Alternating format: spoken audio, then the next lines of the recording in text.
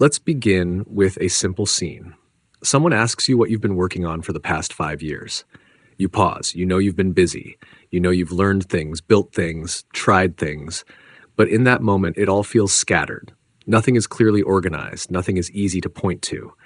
That quiet discomfort is exactly where the idea of a portfolio begins. As this opening slide sets the tone, notice what's really being asked here. A portfolio isn't just a financial term or a designer's website. It's a way of making your effort visible. It's how value becomes legible to others and, just as importantly, to you. Before we go any further, if you enjoy thoughtful breakdowns like this where ideas meet real life, subscribe to the channel, hit the thumbs up, and grab the PDF linked in the description. It's designed to be practical, something you can actually use after the video ends.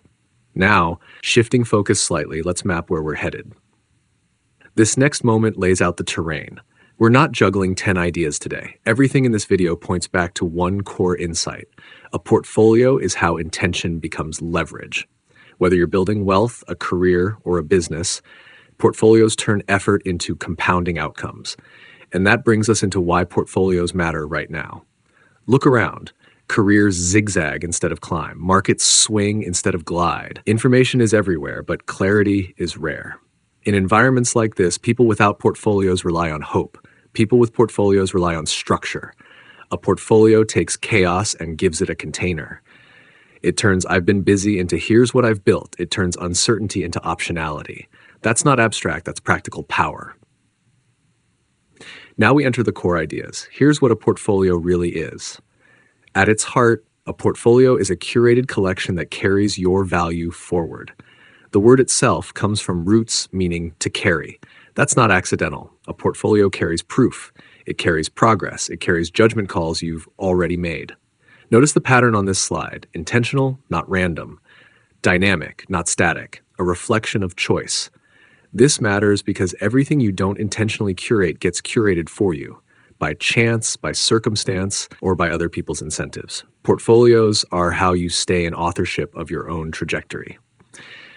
Building on that idea, let's ground it in money, because this is where most people first hear the word portfolio.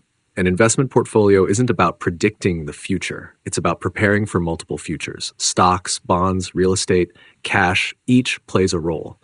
Growth here, stability there, time doing the heavy lifting in the background. What's fascinating is that the most successful investors aren't the most brilliant predictors. They're the most disciplined curators. Warren Buffett didn't win by being flashy. He won by being patient, selective, and boring in the right ways. The lesson is subtle but powerful. Portfolios reward consistency more than intensity. That's a theme we'll keep coming back to.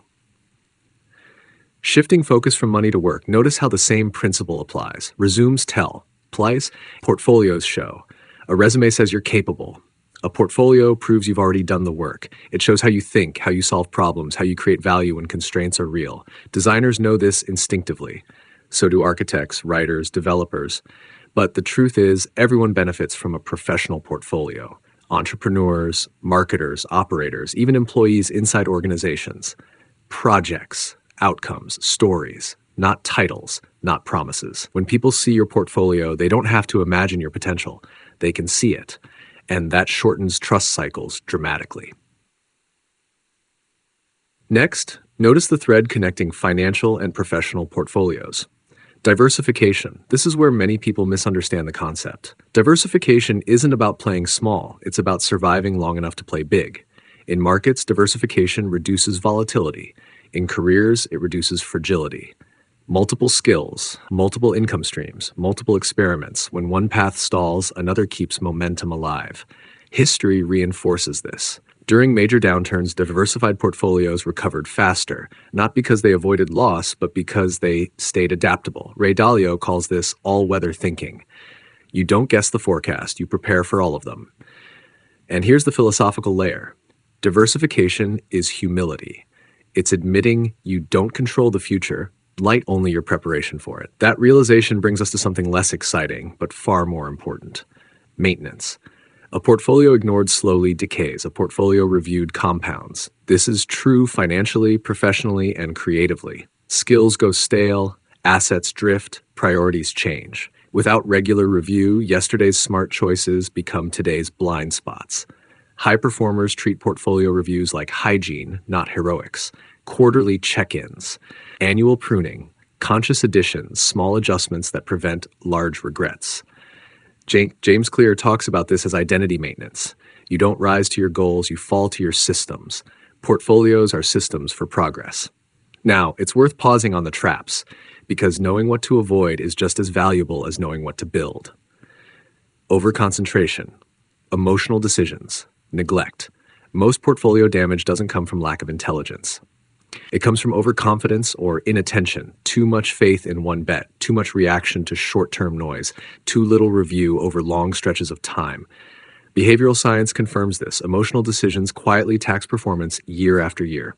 The middle path, measured, intentional, disciplined, wins more often than extremes. Mistakes aren't failures here.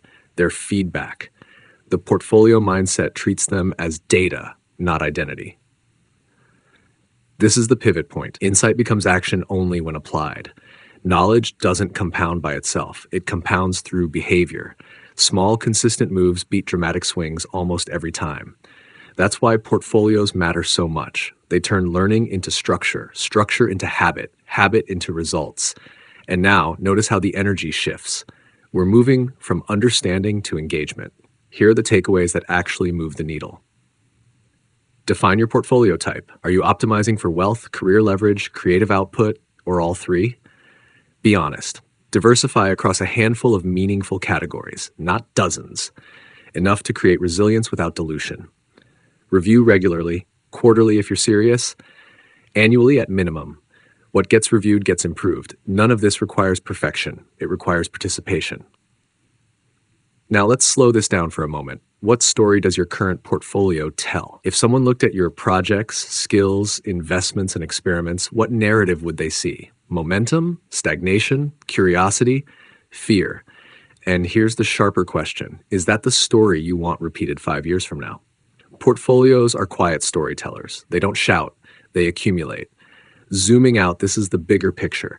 Portfolios aren't about maximizing everything. They're about aligning effort with values, choosing what to carry forward, letting go of what no longer fits. Money becomes freedom. Work becomes evidence. Time becomes an ally. That's the real promise here. Not more stuff, but more coherence. So here's your next step. Choose one asset, one project, one habit, document it, improve it, place it intentionally inside your portfolio.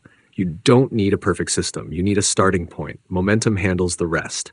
And if you want help doing that, download the PDF link below. It includes worksheets and prompts designed to turn this video into action. If this perspective helped you think differently, subscribe to the channel, turn on notifications, and stay with us. More ideas like this are coming. A portfolio isn't just something you build, it's something you become.